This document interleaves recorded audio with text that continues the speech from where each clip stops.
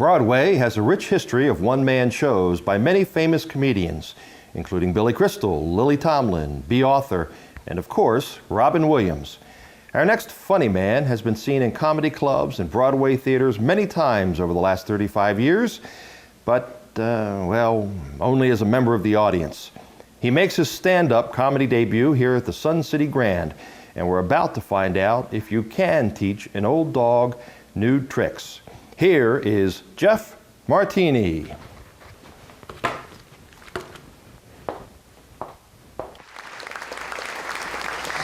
Thank you. Please sit down. Sit down. Thank you. Actually, before I start, I might owe somebody here in the audience an apology. Earlier before the show, I thought I should go to the restroom. It was going to be a long night back here, and so I went to the men's room over here, and I went in the stall, and I sat down, and I could tell there's somebody next to me. All of a sudden, I heard him say, "Hey there." So I said, "Hi." And then I heard him say, "What you up to?" So I said, "Well, I'm here for the variety show. How about you?"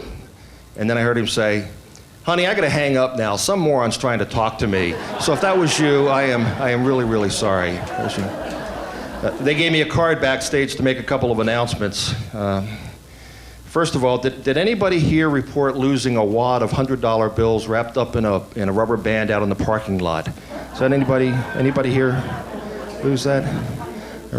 Oh, good. You, sir, right there in the back. See me after the show because we found your rubber band. I want to make sure I get that to you. And there's a 2002 Honda Civic, Illinois license plates KJL451. It's parked out here, kind of in front of the theater in the other parking lot. The folks from CAM have asked if that's your vehicle, if you could move it all the way to the back of the parking lot. Not because it's parked illegally, it just kind of looks a little crappy. So if you could do that. I brought this water bottle out. They have these backstage for everybody. I kind of got a kick out of it.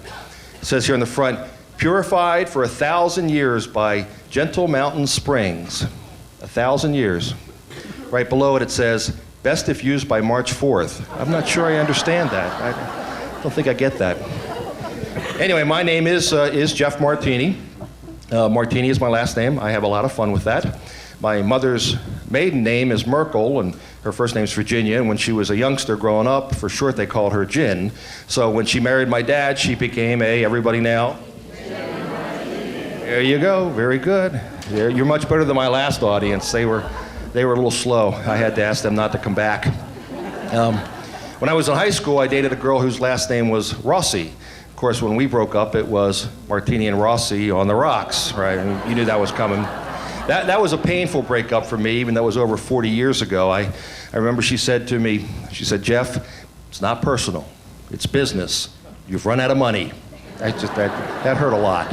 So my son, his name is Alex Martini, and he is truly a Lutheran pastor. And his wife, Beth Martini, is also a Lutheran pastor. They're both pastors. Right now they have separate churches. I want them someday to get their own church.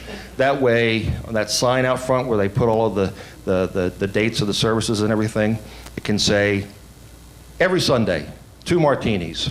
I think that'd go a long way. Get a lot of, yeah. We have 5 kids and 1 grandchild. Aren't grandchildren the best thing in the world, folks? I mean, they were just amazing.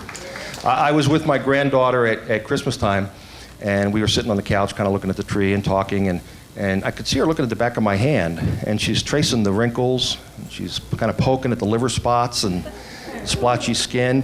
And then I saw her look at her hand, and of course it's smooth and it's soft and it's perfect. And she looked up at me and she said, "Grandpa, did God make you?" I said, "Oh yeah, sweetie, he made me many, many years ago."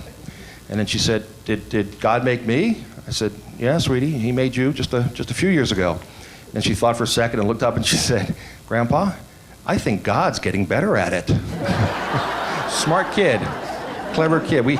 All of our kids are smart and clever and practical jokers. They've been playing jokes on us all of our life. But I know I'm going to get the last laugh. I know exactly how I'm going to get them back. When I'm near the end and I'm on my deathbed and the family is all gathered around, and I know that final breath is nearby, I'm going to motion them close, and I'm going to say, "I hid $1 million under the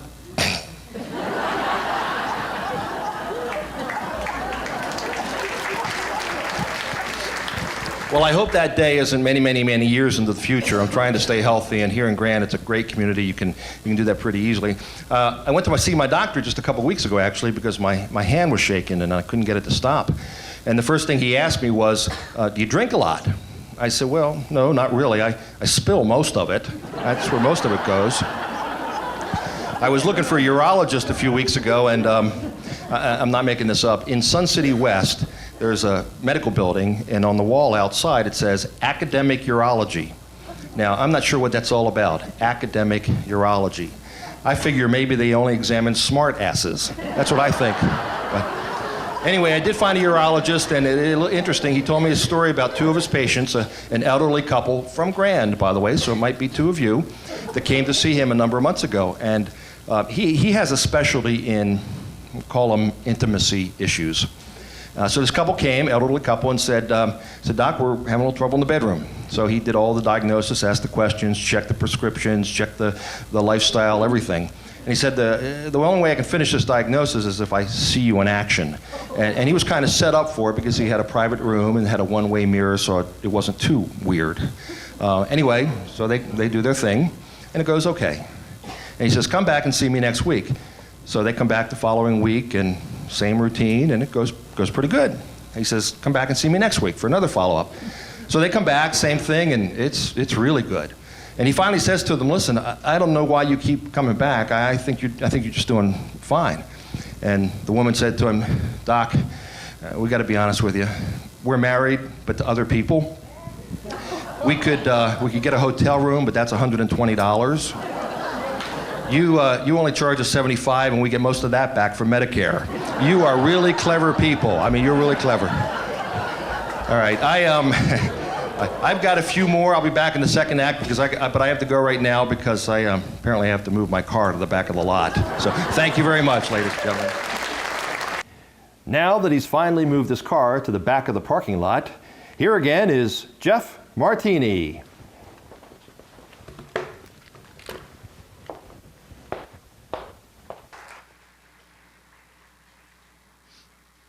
Boy, oh boy, is that a tough act to follow. Holy mackerel. I haven't seen 6 old men look so silly since the last presidential debate. That's what I think. No, but seriously, don't we have an amazing amount of talent here in Grand? With all these acts tonight, it's really pretty special. I asked them to bring this stool out for me. My doctor told me as I got older it was going to be harder and harder to hold my water. So I just put that there. My wife and I are new here to Grand. We just moved in October, and we love everything about it. I like living in a golf cart community.